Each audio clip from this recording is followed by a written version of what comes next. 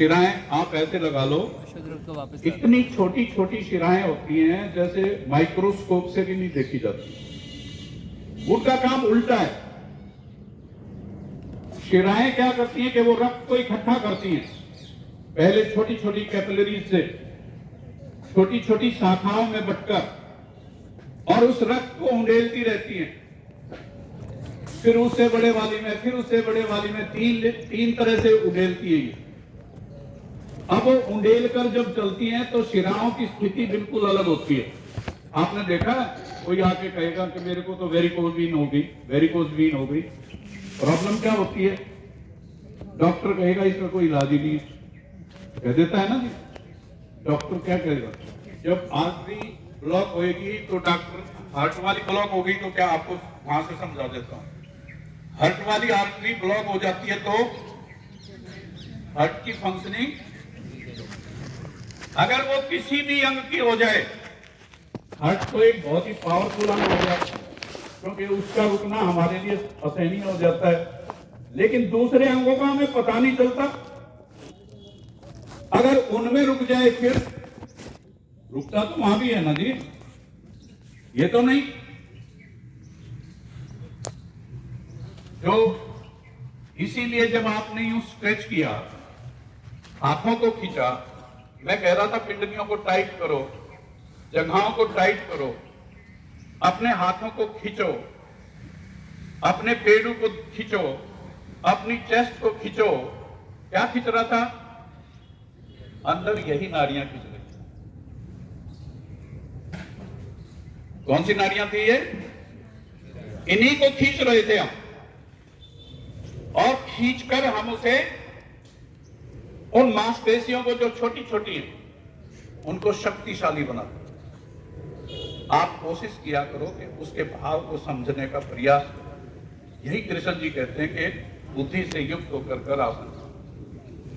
नहीं, ये ना सोचा करो ये तो शिक्षक यूं ही बोलता रहता है यहां तो सारा। ऐसा सोचोगे तो फिर क्या पाओगे? नहीं, आप खुद सोचोगे, खुद अपने दीप बन जाओ, आप उस दीपो बहो। ठीक है? जो दूसरी मेरी वींज जो लेकर आ रही हैं वापस, रक्त को लेकर आती हैं, वो भी पहले छोटी फिर बड़ी, तीन तरह से वो उसको इकट्ठा करती रहती है रक्त को। और जब ये रक्त, क्योंकि उसको रक्त को इकट्ठा करके, यहां प्रेशर नहीं है उसके पास, उसे इकट्ठा करने में समस्या आती है, उसे ऊपर पहुंचाने में समस्या आती है। अलग है उसकी फंक्शनिंग। उसकी फंक्शनिंग में क्या है? आपके जितने भी ये पिंडलियां हैं, खासकर पैरों के अंदर वाल्व हैं थोड़ी थोड़ी देर दूरी पे, और जब ये वाल्व फंक्शन नहीं करते, कोई एक वाल्व फेल हो गया, मान लिया बहुत वाल्व है, एक काम में 8-9 वाल्व है, अगर एक फंक्शन नहीं कर रहा, वहीं पे रक्त रुक जाए, आपको क्या होगा? वेरिकोज वीन हो गई जी। समझ गए? वेरिकोज क्या है? मेरी वीन ने जो रक्त ऊपर पहुंचाना था, उसका एक वाल्व फंक्शन नहीं कर रहा, वहां पे रक्त रुक जाएगा ना फिर। ठीक समझ गए ना बात को? आप अगर उसे स्ट्रेच करोगे, आप श्वास की क्रियाएं करोगे, तो उस काम को कर पाओगे। हमारा एक ही काम बनता है, हम कहते हैं जब पैर ऊपर उठाते हैं तो वो रक्त वहां से चला जाता है, इतनी समस्या है वो। अगर वो रक्त वहां से चला जाएगा तो आपकी चिंता खत्म हो जाती है, वो वेरिकोज खत्म हो जाती है, और एक इलाज है। ठीक है? इस प्रकार से हमारी जो ये रक्त वाहिनियां थी, कितने प्रकार की हो गई?